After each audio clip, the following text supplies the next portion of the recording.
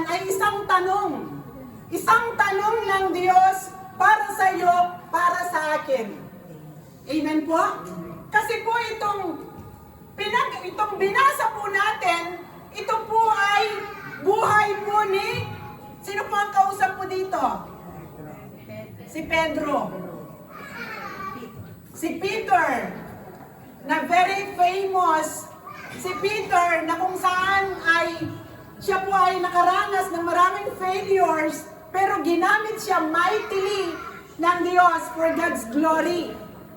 Kaya, sa araw na ito, I know and I believe na ang araw na ito po yung araw na kung saan ang Diyos ay i-ignite po yung fire sa iyong puso kung kailan yung unang araw na ikaw ay tinawag ng Diyos. Sino po dito mainit nung in love kay Lord nung tayo po ay bagong born again? Amen po?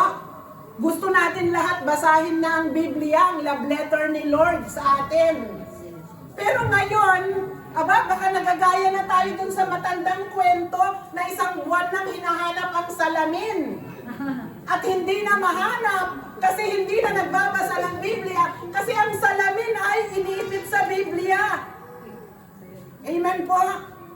Kaya dito, ngayong araw na ito, ang title po ng ating pag-aaralan ngayon, ang sabi po ng Panginoong Hesus, do you truly love me? Ito po yung tanong ng Lord sa iyo at sa akin ngayong araw na ito.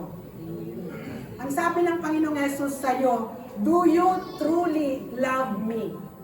Anak, iniibig mo ba ako? Mahal mo ba ako? Sapagkat ang pag-ibig ng Diyos sa atin, wala na po tayong pwede pang itanong.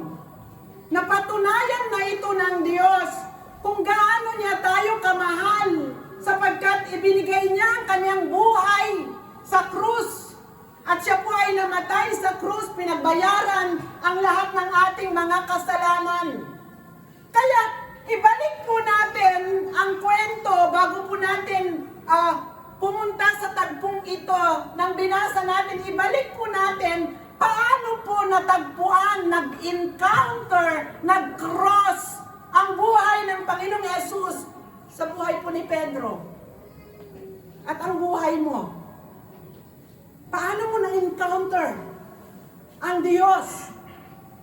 Anong buhay, anong sitwasyon ka mayroon nung na-encounter mo ang Panginoong Hesus? Kaya, rewind po tayo.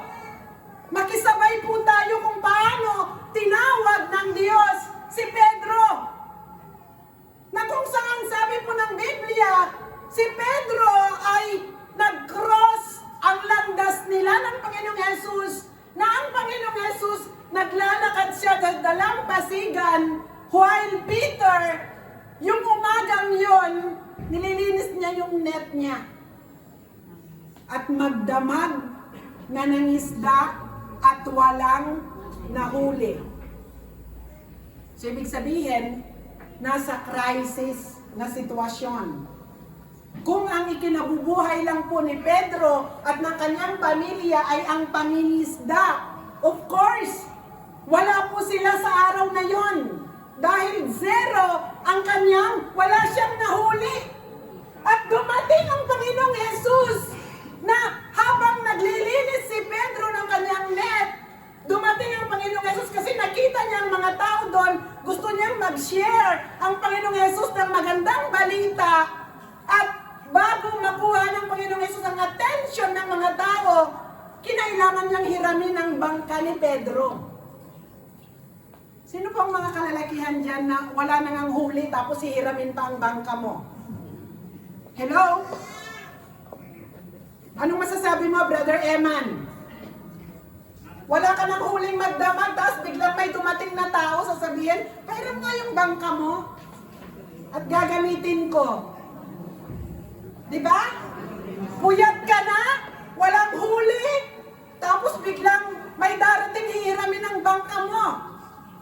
At doon, ipinahiram po ni Pedro ang kanyang bangka at ginamit na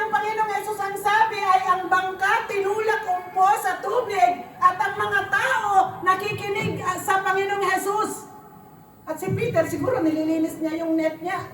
Nakikinig-kinig din siya. Sino po sa atin, di ba? Tayo rin po, indirect. Kapag may nag-aaral ng Bible study, kunwari, ayaw natin. Parang hindi natin kailangan. Hello? Sino dito ang pag may nagtumawag na born again ay ayaw mong sagutin? Kasi baka imbitahin ka. Umiiwas tayo. Kaya doon, habang nagtuturo ang Panginoong Yesus, ang sabi po niya ang sabi ng Panginoong Yesus kay Pedro ay sabi niya, bumalik ka sa tubig at ihulog mo ang iyong net. Sabi ni Pedro, magdamag kaming walang huli. Ito po yung profession na po niya ang pangingisda. At ang isda ay nahuhuli. Halos sa gabi maraming mahuhuli. Iyon ay araw na. Marami ng mga tao na naglalakad-lakad at kung saan ihuhulog ang net, malapit lang sa mga tao. Kaya doon po, nung ihulog po ni Pedro ang net, ang sabi, halos hindi mahila sa dami ng isda. Kaya, ano pong nangyari? Si Pedro ay nagpatira pa sapagkat alam niya na ang nangyayari ito ay gawa ng Diyos. Ito ay miracle. Amen po? Kaya, ano pong nangyari? Tinawag po ng Panginoong Yesus si Pedro. Sabi niya, Pedro, ngayon din. Sabi niya, sumunod ka sa akin. Gagawin kitang from fishermen, ginawang fisher of men. Mamamalakaya ng tao. Hindi na isda. Kung hindi, magsishare na siya ng goodness of God sa mga tao.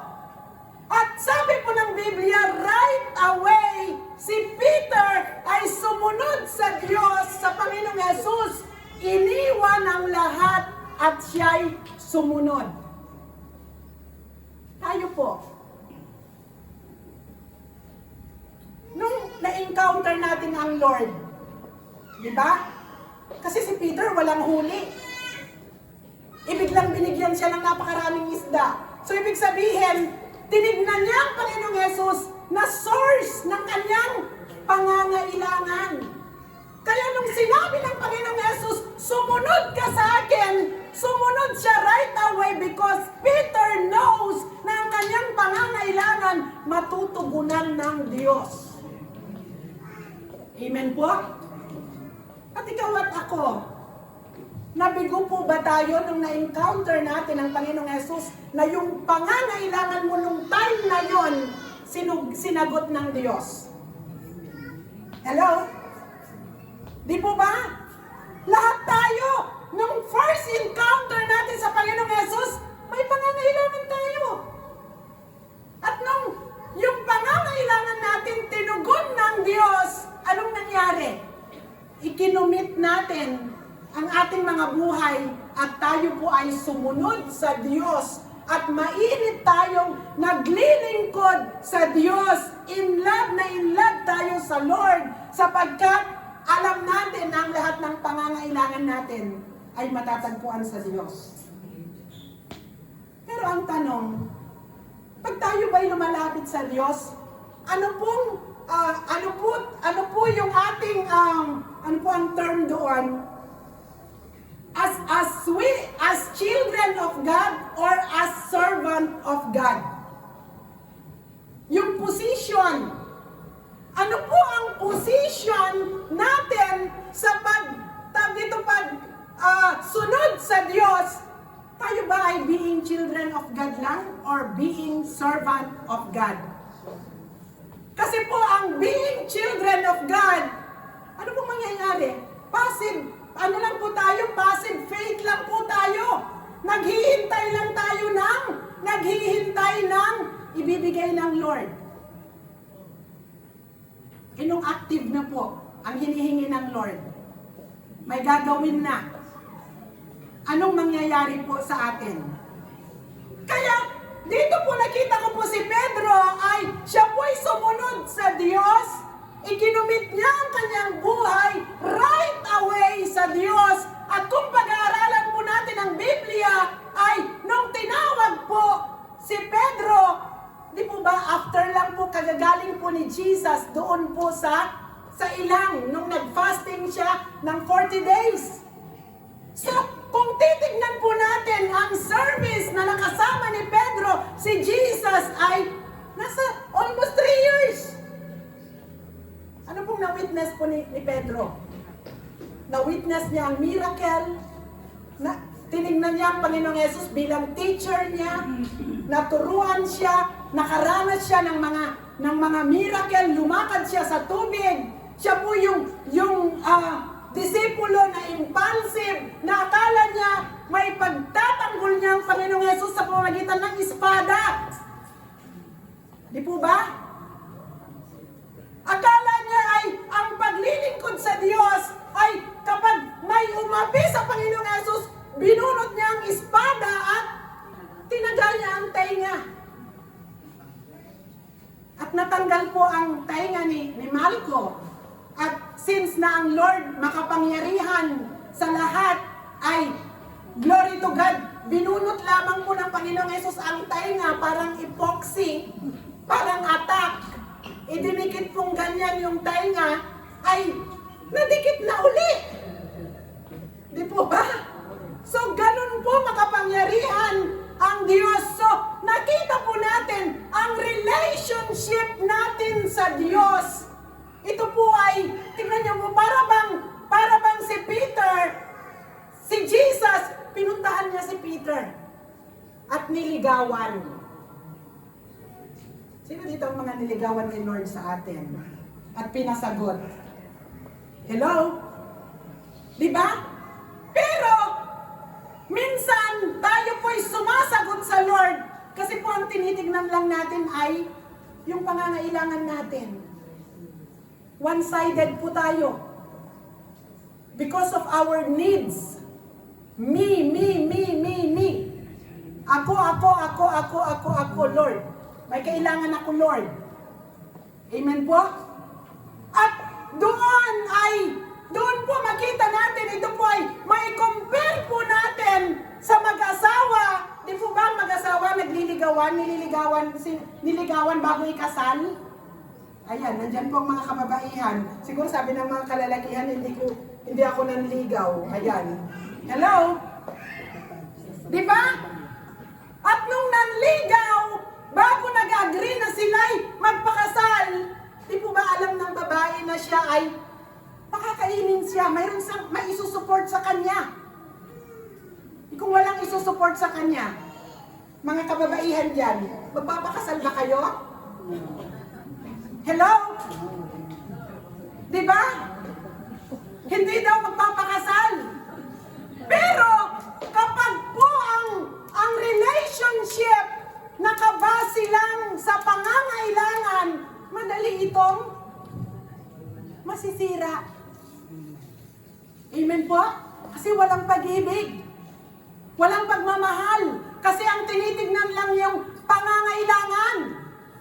Kaya po, si Peter, tinitignan po niya ang Panginoong Yesus na siya ang kanyang maestro, siya ang kanyang guidance, siya ang kanyang helper, siya ang kanyang shepherd, siya ang kanyang lahat-lahat, ang healer, lahat siya na. Inong namatay ang Panginoong Yesus. At doon, sa kanyang, tawag dito, yung damdamin niya na impulsive siya, nung sabihin na ng Panginoong Yesus na siya ay ipapako sa krus at nireveal sa kanya na siya ang Kristo, akala ni Peter uli, ang paglilingkod sa Diyos ay bara-bara. Sabi niya ay ang bilis po ng bibig.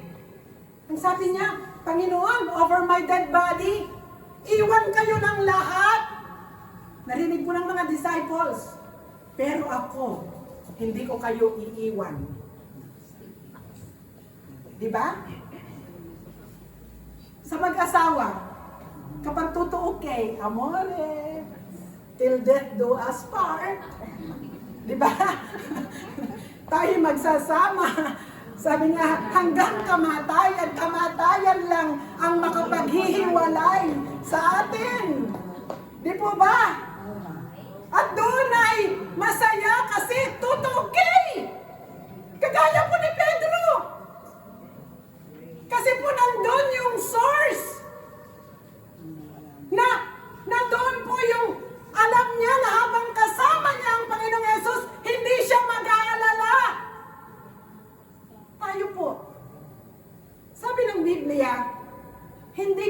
ang pumili sa akin. Ako ang pumili sa inyo. Sabi ng Panginoong Jesus.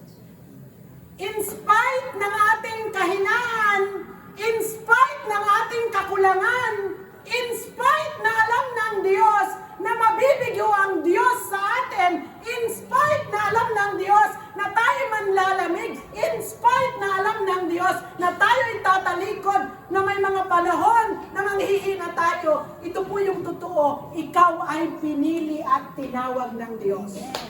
Panapakan po natin ang Diyos. Kaya, dito po ay, kaya nung tawag dito ay hinuli na ang Panginoong Jesus, si Pedro, na siya po yung kanyang eyes ay nakatingin sa Panginoong Jesus. Ano pong nangyari sa kanya? Nanlamig na. Siya po ay nawalan na ng pag-asa. At tinignan niya ang kanyang sarili, na ang kanyang sarili ay napakarami niyang kahinaan, na ang taong kaisa-isang tao na kanyang pinagkatiwalaan ng kanyang buhay ay nabigo niya ito. Kaya ano pong nangyari sa atin? Kapag tayo po ay nakagawa ng isang pagkakamali na yung kinukondem po natin ang ating sarili, ano pong nangyayari? Gusto natin magkulong. Gusto natin mag-isa. Gusto nating malayo sa mga tao. Gusto nating mag-isip. Gusto nating napakarami nating gustong gawin. At doon, wala na po tayong lakas na gawin kung ano yung tama at nararapat. Ipagpatuloy ang sinimulan ng Diyos sa atin dahil na-stuck na tayo sa isang kalagayan na kung saan wala na tayong lakas. Sino makaranas mo? Amen po? Kasi dahil po ito ay, dahil dito sa ating surroundings, dahil tayo po ay isang mahina. At akala natin ay yung ginagawa natin nung una, akala natin ito ay dead end na, lalo na kapag ang mga tao sa paligid natin nakita na tayo'y huminto na, akala ng mga tao, tapos na. Wala na. Wala nang pag-asa. Hindi na magpapatuloy. Pero sa isip ng tao, sa paningin ng tao, wala na. Pero sa Diyos, na siyang pumili sa iyo at sa akin, huminto ka man, mawalan ka man ng pag-asa, pero ang Diyos, hindi siya nawawalan ng pag-asa na ang inumpisahan niya sa iyong buhay ay tatapusin niya sapagkat ang gusto ng Lord, ikaw ay magbigay ng glory sa Diyos. Amen. Palapakan po natin ang Diyos. Kaya, doon po, si Peter ay, ano pong nangyari? Sa binasa po natin, dito po ay, nung namatay na po ang Panginoong Jesus, si Peter, of course, marahil kahit tayo po nung time na yon, hindi natin alam anong kaya nating isipin. Kung paano natin panghawakan yung mga pangako ng Panginoong Jesus, na ang sabi ng Panginoong Jesus, siya ay mamamatay, ipapako sa krus, after 3 days, mabubuhay siyang muli. Kung tayo kaya si Peter nung time na yon, yung pangako kayang yon, ay mapanghahawakan ba natin na 100%? Of course! Siguro kung tayo, hindi rin. Di po ba? Kaya, doon po, si Peter, mababasa natin sa John chapter 21, siya po ay bumalik sa dating ginagawa. Kaya ang tao po pag nanlamig sa pananampalataya, ito po yung sign. Babalik sa dating ginagawa. Ano pong ibig sabihin nun? Kung paano ka natagpuan ng Lord nun. Babalik ka doon. Dati, nung mainit ka sa pananampalataya, mag-uumpisa ka pa lang na magsalita ng mura, hindi mo na itutuloy. Kasi ang Holy Spirit sasabihin niya, ops. Hindi yan tama.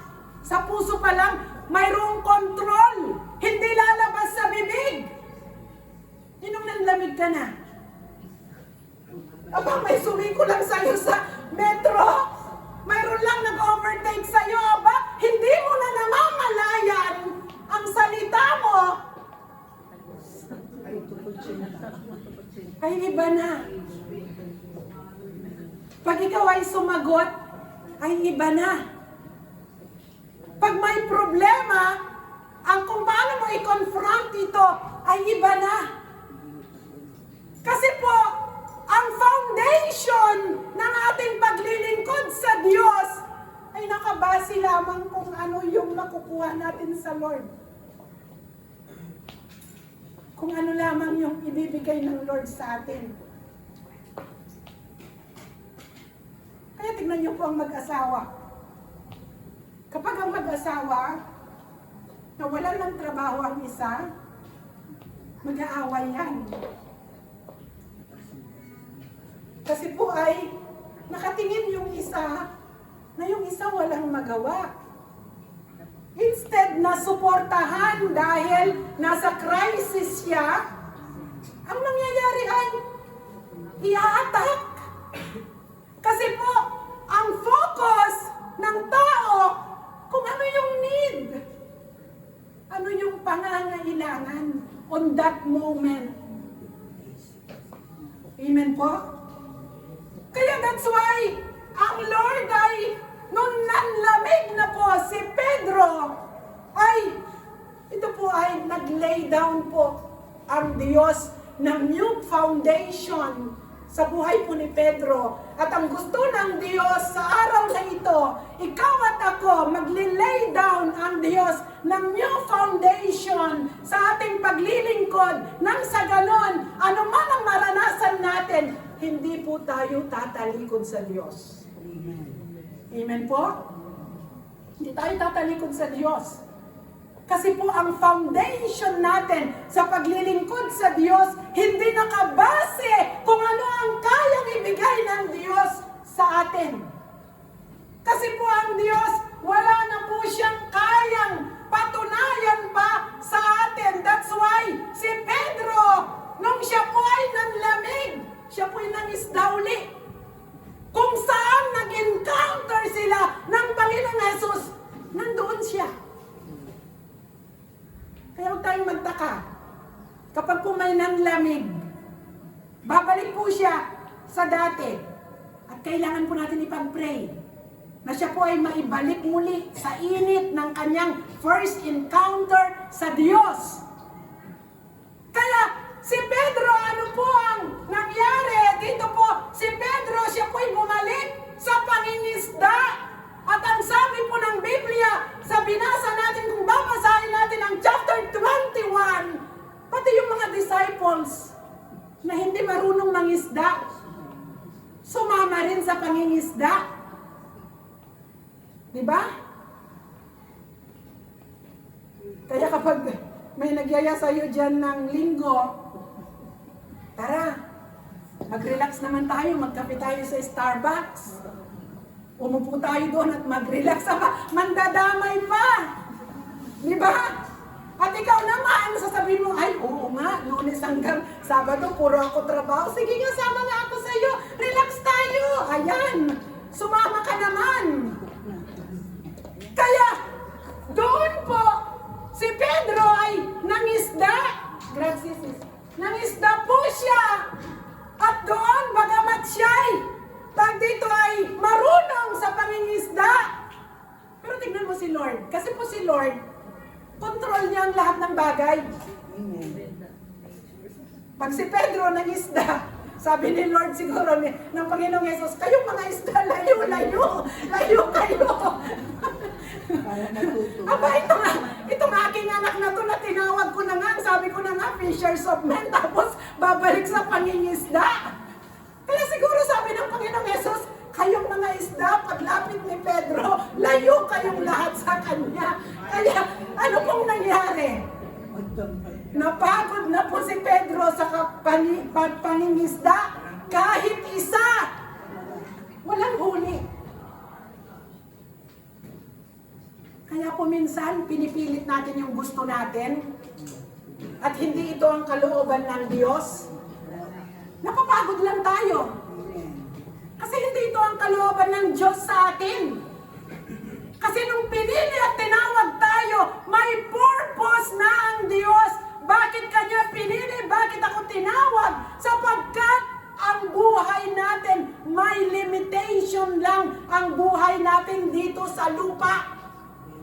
Huwag natin itong sayangin. Ang bawat araw ay mahalaga. Hindi po yung pag kinuha na tayo ng Lord, nasa langit na tayo at nagpipetition tayo, Lord, ibalik mo ako sa lupa. At hindi ko pa nagawa ang dapat kong gawin. Kaya doon po, bumalik sa pangingisda si Pedro. Aba, Panginoong Yesus. Ito na po yung encounter natin, itong binasa natin. Ano pong nangyari? Muling nabuhay po ang Panginoong Yesus. At si Pedro ay bumalik sa pangingisda. Kaya, tignan po natin paano po nagkaroon na anong dealing ng Diyos sa buhay po ni Pedro. Ano pong ginawa ng Diyos sa kanya para po maibalik muli yung init ng paglilingkod ni Pedro sa Diyos. Kasi po ang nakalakad ka na sa tubig at kukuhanin mo uli ang net, parang, di po ba ay yung decision making? Di ba? Naglakad na siya sa tubig. Nasubukan na niya ng ilang hakbang. Pero nung lumakas ang hangin, siya'y lumubog. Kasi po yung focus niya nawala sa Panginoong Yesus. Kaya sabihin mo sa katabi mo, huwag mong iwawaglit ang focus mo sa Panginoong Yesus. Amen po? Kahit may malakas na hangin, huwag mong iwaglit ang focus mo kasi kapag nawaglit ang focus mo, ang decision making mo, ano pong mangyayari? Masisira.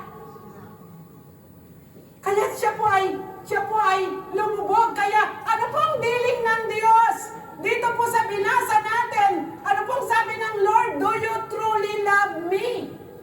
Pedro, mahal mo ba ako? Kaya po ang Panginoong Jesus, magli-lay down po siya ng new foundation sa buhay po ni Peter at i-recommission si Peter para po mangyari ang pagkatawag ng Diyos sa buhay po ni Peter. Kaya ikaw at ako, ikaw na pinili, tinawag ng Diyos. Ano man po ang naranasan natin at mararanasan natin, ang Diyos ay pupuntahan kanya saan ka man nandun at ilalagay kanya uli sa estrada na gusto ng Diyos para po matupad ang nais ng Diyos sa iyong buhay. Palapakan po natin ang Lord. Kaya, ang sabi po, dito po, do you truly love me? Ang number one po ay, the Lord's dealing with Peter. Paano po dinil ng Lord si Peter? Di po ba nung nabuhay na muli ang Panginoong Jesus? Sino ba ang unang nakakita? Naka-witness? Ang mga kababaihan. Di ba? At dahil ang Panginoong Jesus ay concerned po siya sa mga disciples, lalong-lalo na kay Peter, ang sabi po niya sa mga kababaihan, madali kayo ibalita nyo. Ibalita nyo sa mga disciples kay Pedro na ako ay muling nabuhay. Kaya doon, ang nawawalan ng pag-asa na si Peter, nung marinig niya na muling nabuhay ang Panginoong Yesus, siya po ay nagkaroon ng pag-asa. Kaya tayo po, pag nawawalan tayo ng pag-asa at marinig mo ang pangako ng Diyos na ang sabi niya, anak, for I know my plans for you. Plans to prosper you, not to harm you. Plans to give you hope and a future.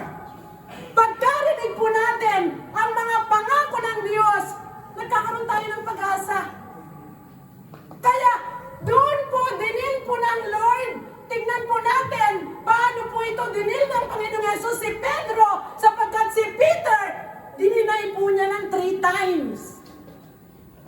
Jesus.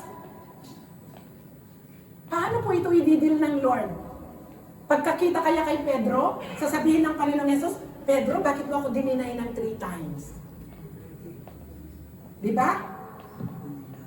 Pero, ang Panginoong Yesus, ang sabi po ng Biblia, nagpakita ulit ka sa mga kababaihan. Pangalawang nagpakita ang Panginoong Yesus, pumasok siya kung saan nagkatipo ng mga disciples nung wala po si Tomas. At doon nagpakita ang Panginoong Yesus. Hindi po ito kinonfront agad ni Jesus si Pedro, sapagkat may perfect timing ang lahat. Kaya po pag may nagkamali, hindi po agad-agad pupuntahan mo na hindi pa po yung perfect timing at pupuntahan mo na agad at duduruin mo, bakit mo ito ginawa sa akin? Anong mangyayari? Mag-aaway! Kasi mainit pa ang lahat. Kaya doon po, hindi po ito kinonfront ni Jesus si Peter nung sila po ay nagkita, sapagkat ang Panginoong Yesus, siya po ay full of compassion. Mayroon po siyang compassionate heart, kaya dito po ay hinintay po ng Panginoong Yesus ang tamang panahon. Tanungin mo, sabihin mo sa katabi mo, pag may problema, bago mo i-confront ang isang tao, hintayin mo yung perfect timing. Amen po? Kasi po kapag hindi perfect timing, instead ng problema ay masusolve, anong mangyayari? Ito ay lalong lalaki. Kaya hindi pa po ito perfect timing na i-confront po ni Jesus si Peter. Kaya po, ito po ay pinaraan po ng panahon ni Jesus para po i-confront si Peter.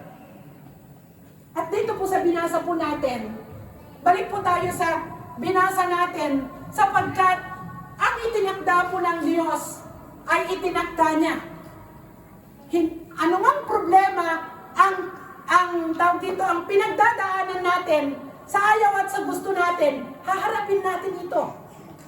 Pag nagka-problema ang mag-asawa, pag nagka-problema ang isang pamilya, ang anak, ang relationship, sa ayaw at sa gusto natin, haharapin natin ito. Magkakaroon ito yung number 2, na magkakaroon ito ng disclosure. Even po ang mag-boyfriend, kapag sila'y naghiwalay, ang mag-asawa, lahat ng relationship, magkakaroon ito ng disclosure, mag-uusap ng puso sa puso.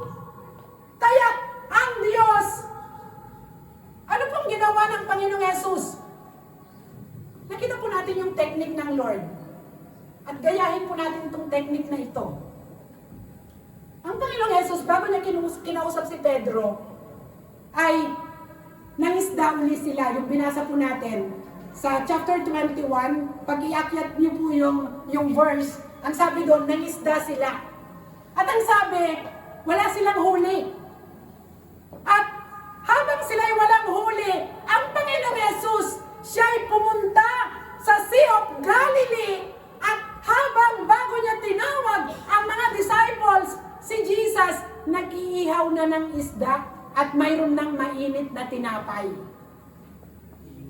Kaya pag may kakausapin kayo, tandaan nyo to. Pag mayroon kayong kakausapin at aayusin na problema, siguraduhin ninyo may bit-bit kayo. Tingnan nyo si Jesus, nagluto ng tinapay at isda bago niya kausapin si Pedro. Kaya pag may kakausapin kayo, o ang mag-asawa, o ang mag-ina, o anuman, siguraduhin nyo muna na kakain muna. Tandaan nyo yan. Kasi po, kapag kausap mo ang gutom, ay mahirap yan sumagot at hindi yan makapag-isip. Kaya si Jesus, bago niya po kinonfront si Peter, ang sabi niya, kung babasahin natin, mga anak, may huli ba kayo? Ano po ang sabi po ng mga disciples? Wala po. Ang sabi po ni Jesus ay, ihulog mo ang inyong net sa tamang side, sa right side. nakahuli ng 153 na isda. At doon, sabi po nila, ang Panginoon yun. Si Jesus yun. At ano pong ginawa ni Peter? Siya po ay tumalon sa tubig at lumangoy at pinuntahan ang Panginoong Hesus. At tignan niyo po, paano po ito dinil ng Lord? Sa binasa natin, ang sabi po sa verse 15, pagkakain nila, tinanong ni Jesus si Simon Pedro, Simon, anak ni Juan, iniibig mo ba ako ng higit sa mga ito? Tignan niyo po. Si Jesus, bago niya kinonfront si Peter, pinakain muna niya. Sa palagay niyo kaya, nung si Jesus, nandun na yung mga disciples, nandun na si Peter, kung yung mga kalalakihan kaya dyan sa likod. Kasi po, ang sabi po ng Biblia, 7 disciples ang kasama po ni Peter. Nung nandun kaya sila nakasama si Jesus, sa palagay nyo kaya ang mga disciples hindi nagbulong-bulungan? Ano sa palagay nyo dyan? Mga kalalakihan dyan. Sa palagay nyo kaya, kung halimbawa si Brother Maymay, si Peter, palagay nyo kaya si Brother Jimmy at saka si Brother Eman, hindi magbubulungan? Siguro sabi ni Brother Jimmy kay Brother Eman, naku, lagot na itong si Pedro, nandyan na ang Panginoon. Di ba? Nandyan na siya. Siguro, ayan, ipapahiya siya kasi ipinagkanulo.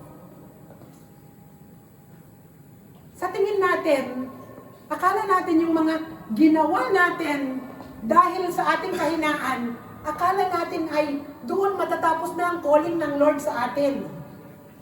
Pero, ang sabi po ni Jesus kay Pedro, siya po ay naglay ng bagong foundation na ang sabi po ng Panginoong Hesus, Simon, anak ni Juan, iniibig mo ba ako ng higit kaysa sa mga ito? Pag magkakaroon po ng disclosure ang Lord, kaharapin po niya tayo, kakausapin tayo ng Diyos ng puso sa puso. Ang sabi ng Diyos sa atin, pag nandoon po tayo ng nanlalamig at iba na po yung ating mga priority sa buhay at nawawala na po tayo sa riga sa paglilingkod sa Diyos at ang sabi ng Diyos sa atin, anak, mahal mo ba ako? Anak, iniibig mo ba ako ng higit kaysa sa mga ito? Ay sabi po ni Jesus kay Pedro, Peter, do you love me more than this? Mahal mo ba ako ng higit sa mga ito? Mahal mo ba ako ng higit sa iyong pangingisda? Mahal mo ba ako ng higit sa iyong mga kasama? Mahal mo ba ako sa lahat kaysa sa iyong mga tinatamasa? Kaya tayo po ay tinatanong ng Diyos sa atin sa oras na ito, mahal ba natin ang Diyos? Mahal ba natin ang Panginoong Hesus? Sa ating puso, sa harapan ng Panginoong Hesus, sa oras na ito, tinatanong tayong lahat ng Diyos. Ang sabi ng Diyos, anak, do you love me? Do you truly love me? Na sa panahon ng pagsubok, ikaw ay hindi tatalikod. Na sa panahon ng pagsubok, ay gagawin mo pa rin ang pinagagawa ko sa iyo. Na sa panahon nang ikaw ay nahihirapan, ikaw ay hindi tatalikod sapagkat ang sabi po ng Biblia sa 1 Corinto chapter 13 verse 7, ang pag-ibig ay matiisin, mapagtiwala, puno ng pag-asa at nagtitiyaga hanggang wakas. Kaya kung wala po ang pag-ibig sa atin, sa lahat ng ating ginagawa, ano pong nangyayari sa atin? Ayaw na tayo. Pero dahil mahal natin ang Diyos, siya po ang unang nagmahal sa atin. At ito po ay command. Ano po ang sabi po ng Biblia? You shall love your God with all your heart, with all your soul, with all your mind. Mahalin mo ang iyong Diyos ng buong puso, buong lakas, buong isip, at buong lakas. Ito po yung nais ng Lord sa atin. I know and I believe mayroon pong pinagagawa ang Diyos sa iyo na kung saan ikaw ay nanghihina at alos ayaw mo nang kumilos, gumawa. Pero ang nais ng Diyos, ikaw ay gumawa, ikaw ay kumilos, ikaw ay magpatuloy. At ang lahat ng inyong gagawin, ito ay nakabase dahil mahal mo ang Diyos. Kaya si Peter, ang sabi po ng Panginoong Jesus, sabi niya, Peter, sabi niya, anak ni Juan, iniibig mo ba ako nang higit kaysa sa mga ito? Opo, Panginoon, nalalaman ninyong iniibig ko kayo. Tugon niya, sinabi sa kanya ni Jesus, pakanin mo ang aking mga batang tupa. Kaya doon, kinumission siya ng Lord at binigyan po siya, sa number 3, binigyan siya ng Lord, the Lord's direction for Peter. Na bibigyan ka ng Diyos ng bagong direction na ito yung iyong gagawin sa oras na ikaw ay tumugon at magsimulang maglingkod sa Diyos ng may pag-ibig. Kaya that's why sabi po ng Biblia, gawin natin ang lahat ng bagay ng may pag-ibig. Gawin natin ang lahat ng ating ginagawa alang-alang kay Kristo. Kasi po, kung sa ating paggawa ay wala pong kalakip na pag-ibig, ano pong mangyayari sa atin? Mapapagod po tayo. Susuko tayo, manghihinawa tayo. At tayo po ay susuko at ang mangyayari, ito po ay, kagaya po ng maraming mag-asawa, sila po ay maghihiwalay. Kasi hindi na kayang magtiis. Hanggang kailan natin kayang magtiis? Pag wala pong pag-ibig sa puso natin, pag hindi na natin kayang magtiis, ano pong nangyayari? Puputulin na kaagad. Kasi po, hindi po ang puputulin ay ang relasyon. Kung hindi natin kayang magtiis. Pero, nang dahil ikaw at ako, pinili at tinawag ng Diyos, at ang tinanggap natin na ang Diyos ay Diyos ng pag-ibig. Ang sabi po ng Biblia, kapag ang pag-ibig ay naghahari sa puso natin, ang pag-ibig na ito, bawat araw, ito'y mag-grow. Ito ay mag-grow. Kaya, ito po yung nais makita ng Diyos sa atin na ikaw at ako, tayo po ay kumilos, gumawa ng may pag-ibig sapagkat ang nais ng Diyos sa kanyang mga anak, makita ang pag-ibig. Kaya sabihin mo sa katabi mo, sa iyong pagtitiis, kasama mo lagi si Kristo. Kasama natin lagi ang Diyos. Kasi po kung hindi tayo marunong magtiis, gaano karaming relationship ang nasisira. Lagi po nating tandaan, pag nakaranas po tayo ng paghihirap, lagi po nating i-declare, ang paghihirap na ito bukas matatapos ka na. Diba? Ano pong mangyayari? Gagana ang ating pakiramdam. Kaya doon po, si Peter, siya po ay tumugon sa Lord. Siya po ay tinanong ng Lord. Ang sabi niya, Simon anak ni Juan, iniibig mo ba ako? Sumagot si Pedro, opo Panginoon. Nalalaman ninyong iniibig ko kayo.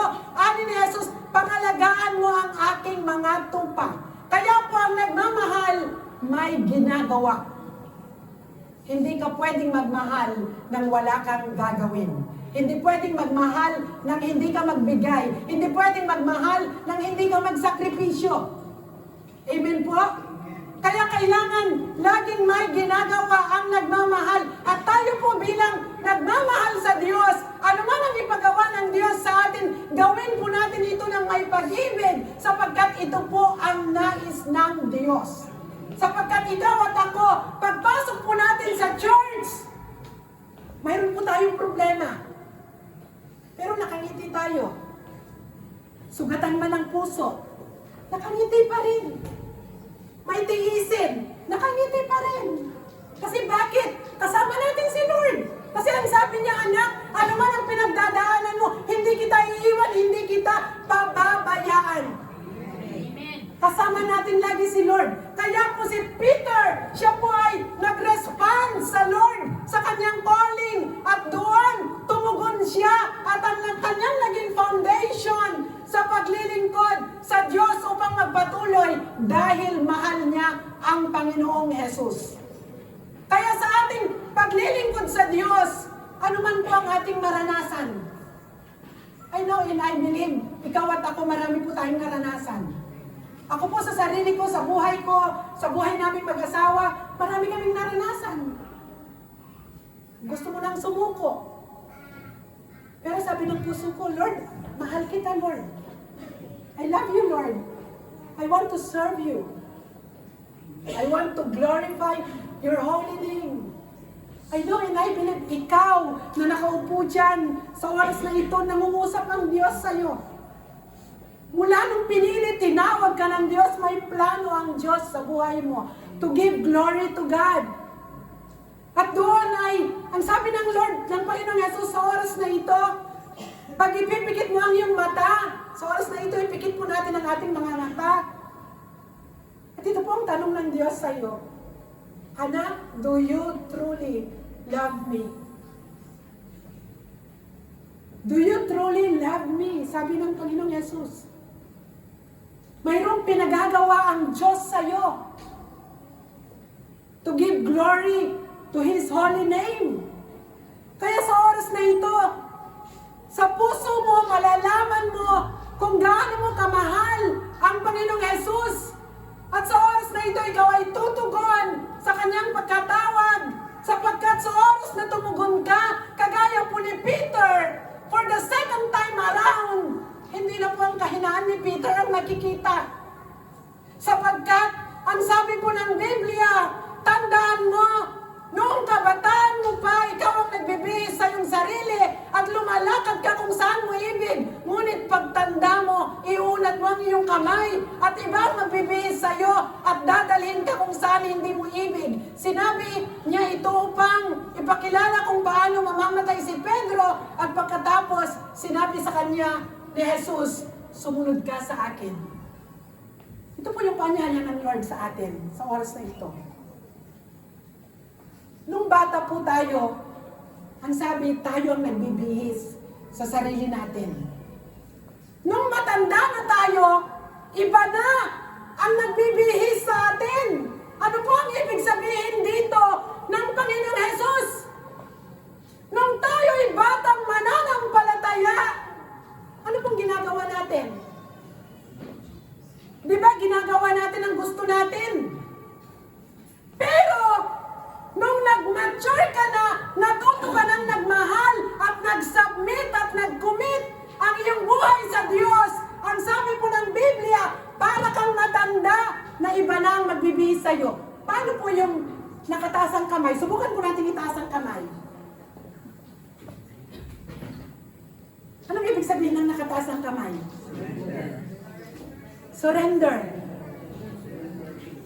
At ang sabi po ng Biblia, iba na ang magbibihis sa'yo. Anong ibig sabihin dito? Pag nag-surrender ka sa Lord, ibig sabihin, mamamatay ka sa iyong sarili. At si Jesus, si Jesus, ang mabubuhay sa'yo.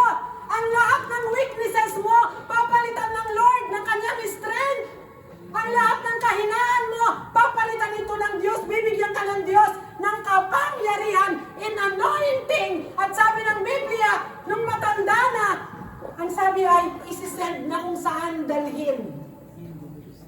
Ikaw at ako, susuguin ka ng Diyos. May ipapagawa ang Diyos sa iyo.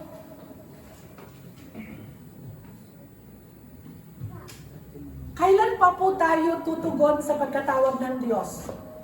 Pag hindi na natin kayang tumayo? Hello?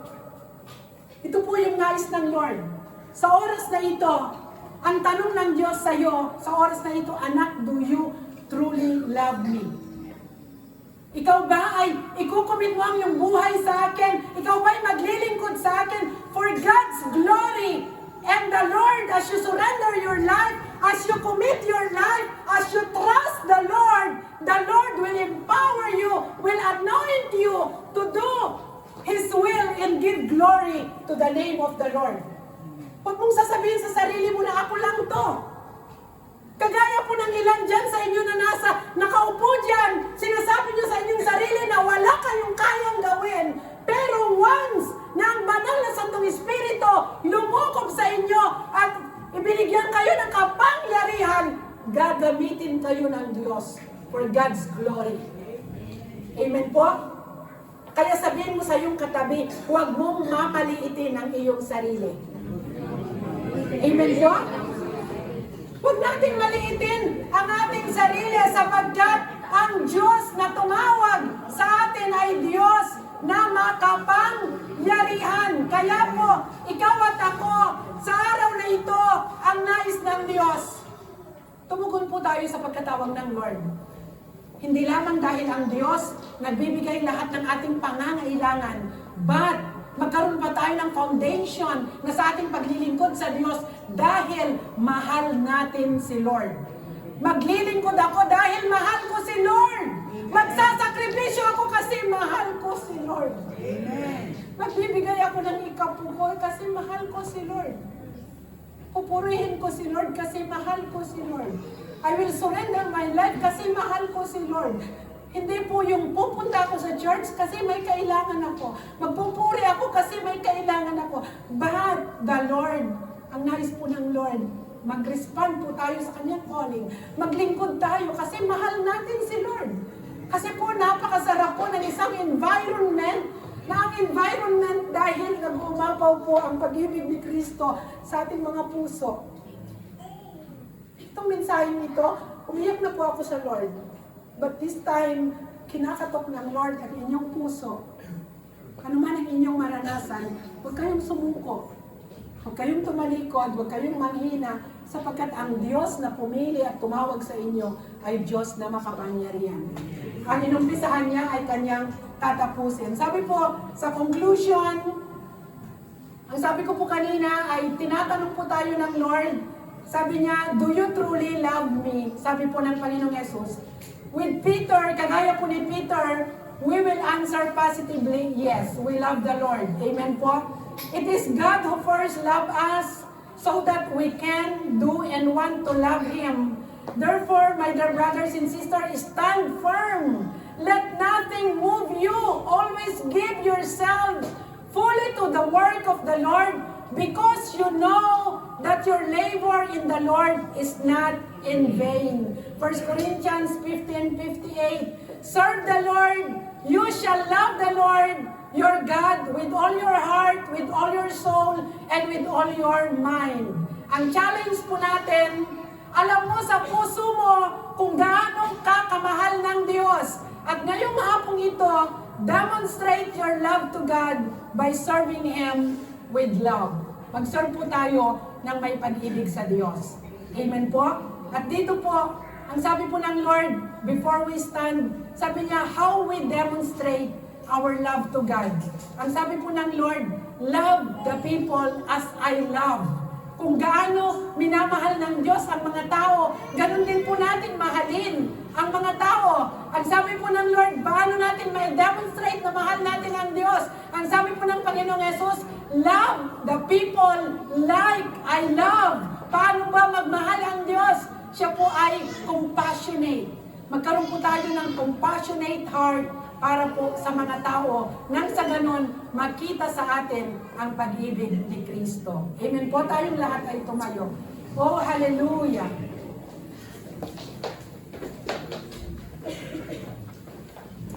Thank you, Lord.